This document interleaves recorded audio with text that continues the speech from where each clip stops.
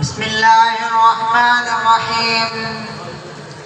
الحمد لله رب العالمين، والصلاة والسلام على سيد الأنبياء والمرسلين محمد وآله وأصحابه أجمعين. أما بعد، فقال الله تعالى: إن هذا القرآن يهدي للتي هي أقوم ويبشر المؤمنين الذين يعملون الصالحات أن لهم أجرا كبيرا.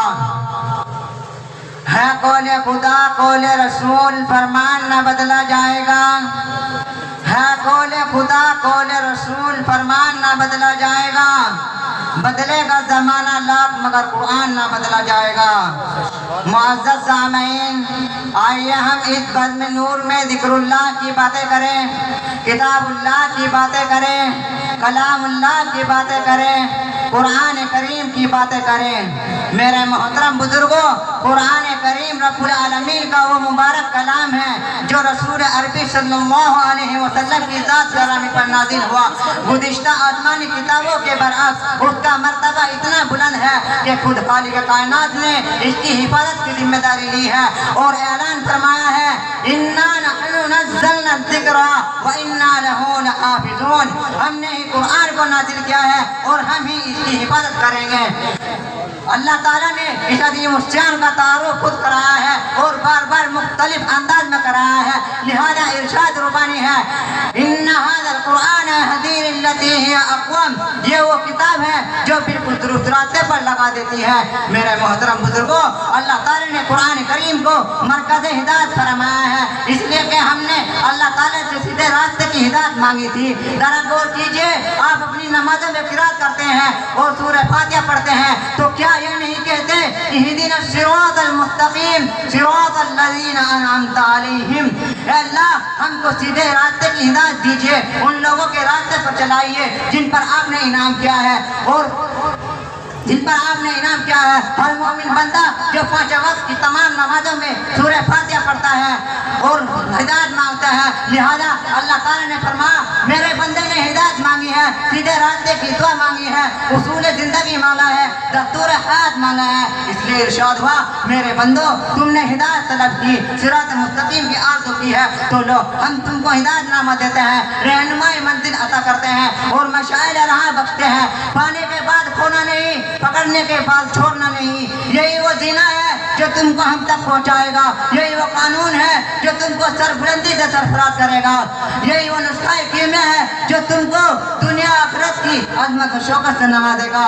میرے محترم بزرگوں، رسول اللہ صلی اللہ علیہ وسلم نے ارشاد فرمایا کہ میری امت کے بڑے شریف لوگ حافظ قرآن ہیں. جب حافظ قرآن کا انتقال ہوتا ہے تو اللہ تعالیٰ وحی بھیجتا ہے کہ اے زمین، میرے بندے کا گوشت نہ کھانا، اور فرمایا: جس خان میں قرآن کریم ہو اس کو آگ نہیں جلا سکتی. کہ جس نے قرآن کریم پڑھا اور عمل کیا تو اس کے ماں باپ کو قیامت کے روز تاج پہنایا جائے گا، جس کی روشنی سورج کی روشنی سے بھی زیادہ اچھی اور بہتر ہوگی. بس کیا خیال ہے اس شخص کے بارے میں جو خود قرآن کریم پڑھتا ہو اور اس پر عمل کرتا ہو.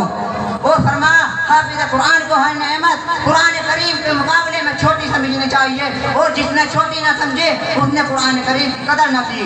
یعنی سب سے بڑی نعمت اللہ تعالیٰ کا قرآن ہے. مسلمانوں، جس نے بھی قرآن کریم کو اپنے سینے میں لے لیا وہ بڑی عظمتوں کا مالک ہے. خواہ وہ کسی بھی قوم میں برادری کا ہو، اس کی دل و جان سے عزت کرنی چاہیے.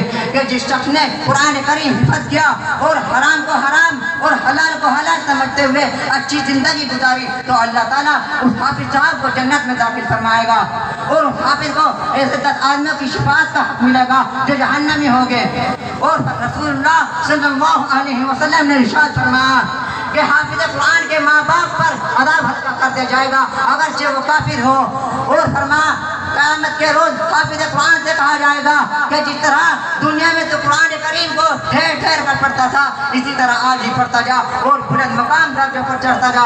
تیرے درجے کو آخری منزل تیرے پڑھنے کی آخری آیت ہے، یعنی ہر آیت کے بدلے ایک درجہ ہوتا ہوگا. اور قرآن کریم کی 6666 آیتیں ہیں تو مکمل حافظ قرآن کو اتنی بلندیاں درجے بلند ہوں گے جنت کے اندر.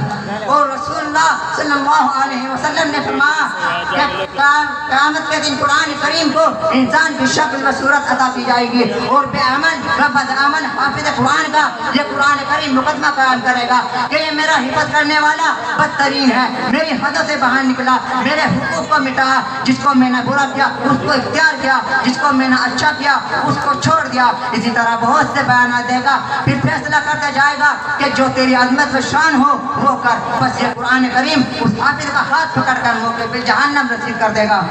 اس کے بالمقابل وہ حافظ قرآن جس نے اس کے حقوق کو ادا کیا ہوگا، اس کے سامنے بھی یہ قرآن کریم انسانی شکل میں آئے گا اور حافظ کی طرف داری کرے گا، اور اس کا ہاتھ پکڑ کر اچھے لباس سے آراستہ کرا کر شراب طہور سے سیراب کرا کر جنت میں داخل کرا دے گا۔ رسول اللہ صلی اللہ علیہ وسلم نے ارشاد فرمایا کہ جس شخص نے قرآن کریم کو پڑھ کر بھلا دیا تو قرآن کریم قیامت کے دن اس کا دشمن بن کر آئے گا، اور فرمایا قرآن پڑھتے رہا کرو، قسم ہے اس ذات کی جس کے قبضے میں میری جان ہے، نہ پڑھنے سے قرآن کریم سینے سے نکل جاتا ہے جس طرح اونٹ اپنی رسی توڑ کر نکل جاتا ہے جبکہ اس سے غفلت برتی جائے، اسی طرح غفلت برتنے سے قرآن کریم بھی سینے سے نکل جائے گا۔ میرے محترم بزرگوں، قرآن کریم اللہ تعالیٰ کا معجزانہ کلام ہے۔ قرآن کریم قدم قدم پر مومنوں کو بشارت سے نوازتا ہے، ان کے دلوں میں امنگ کے چراغ روشن کرتا ہے اور جنت میں رحمت اور مغفرت کی خوشخبری دیتا ہے۔ اسی طرح مشرکوں کو عذاب علیم سے ڈراتا ہے اور عاصیوں پر نجات و رحمت کے دروازے کھول دیتا ہے۔ میرے محترم بزرگوں، اگر ہم کامیابی و کامرانی اور فلاح و بہبود کی چوٹی پر پہنچنا چاہتے ہیں اور اپنی موجودہ زندگی کی نامرادی ناکامیوں مایوسیوں کو بدلنا چاہتے ہیں تو پھر اس دستور و قانون کی طرف رجوع کرنا ہوگا۔ قرآن آج بھی ہم کو دعوت دیتا ہے کہ وَاعْتَصِمُوا بِحَبْلِ اللَّهِ جَمِيعًا وَلَا تَفَرَّقُوا، اور اللہ کی رسی کو مضبوطی سے پکڑ لو اور فرقوں میں مت بٹو۔ اللہ پاک تمام مسلمانوں کو قرآن کے احکام پر چلنے کی توفیق عطا فرمائے۔ وآخر دعوانا ان الحمد للہ رب العالمین۔